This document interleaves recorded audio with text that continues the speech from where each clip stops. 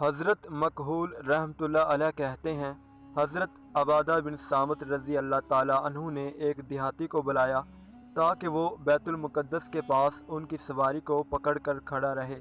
اس نے انکار کر دیا۔ اس پر حضرت عبادہ رضی اللہ تعالیٰ عنہ نے اسے مارا، جس سے اس کا سر زخمی ہو گیا۔ اس نے ان کے خلاف حضرت عمر بن خطاب رضی اللہ تعالیٰ عنہ سے مدد طلب کی۔ حضرت عمر رضی اللہ تعالیٰ عنہ نے ان سے پوچھا، آپ نے اس کے ساتھ ایسا کیوں کیا؟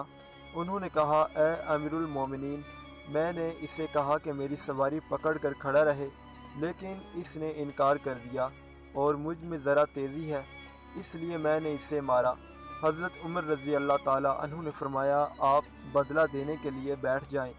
حضرت زید بن ثابت رضی اللہ تعالیٰ عنہ نے کہا کہ کیا آپ اپنے غلام کو اپنے بھائی سے بدلہ دلوا رہے ہیں؟ حضرت عمر رضی اللہ تعالیٰ عنہ نے بدلہ دلوانے کا ارادہ چھوڑ دیا اور یہ فیصلہ کیا کہ حضرت عبادہ رضی اللہ تعالیٰ عنہ اسے اس زخم کے بدلے میں مقررہ رقم دیں۔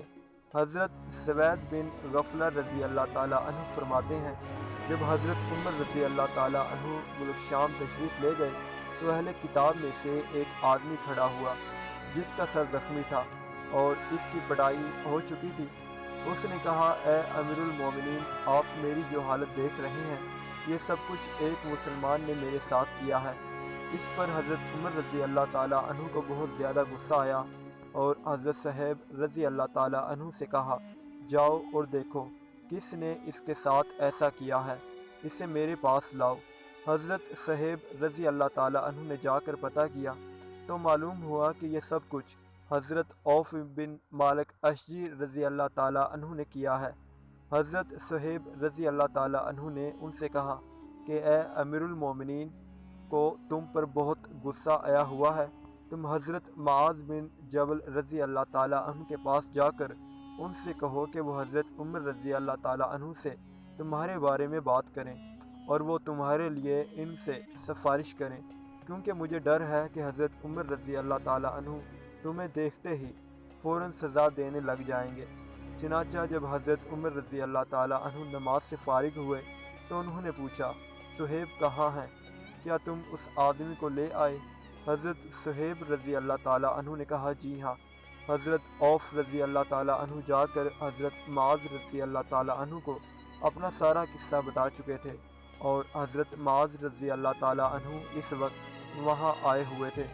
چنانچہ حضرت معاذ رضی اللہ تعالیٰ عنہ نے کھڑے ہو کر کہا، امیر المومنین، وہ مارنے والے عوف بن مالک رضی اللہ تعالیٰ عنہ جیسے قابل اعتماد انسان ہیں، آپ ان کی بات سن لیں اور انہیں سزا دینے میں جلدی نہ کریں۔ اس پر عمر رضی اللہ تعالیٰ عنہ نے حضرت عوف سے کہا، تمہیں اس آدمی کے ساتھ کیا بات پیش آئی؟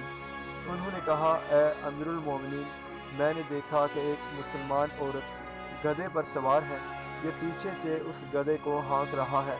اتنے میں اس نے اس عورت کو گرانے کے لیے اسے لکڑی سے چوکا مارا، لیکن وہ نہ گری۔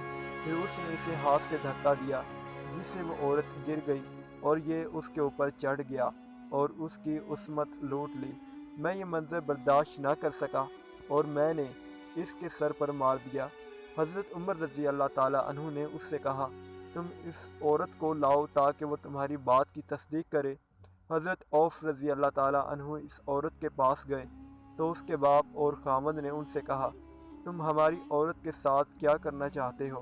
تم نے تو یہ سارا واقعہ سنا کر ہمیں رسوا کر دیا۔ لیکن اس عورت نے کہا، نہیں، میں تو ان کے ساتھ حضرت عمر رضی اللہ تعالیٰ عنہ کو خود بتانے ضرور جاؤں گی۔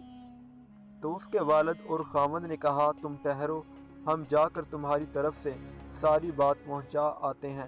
چنانچہ وہ دونوں حضرت عمر رضی اللہ تعالیٰ عنہ کے پاس آئے اور بالکل ویسا ہی قصہ بتایا جیسا حضرت عوف رضی اللہ تعالیٰ عنہ نے بتایا تھا۔ چنانچہ حضرت عمر رضی اللہ تعالیٰ عنہ کے حکم دینے پر اس یہودی کو سولی دی گئی اور حضرت عمر رضی اللہ تعالیٰ عنہ نے فرمایا، اے یہودیو، ہم نے تم سے اس پر صلح نہیں کی تھی کہ تم ہماری عورتوں کی عزتیں لوٹو اور ہم کچھ نہ کہیں۔ پھر فرمایا، اے لوگو، حضرت محمد صلی اللہ علیہ وآلہ وسلم کی امان کے بارے میں خدا سے ڈرتے رہو۔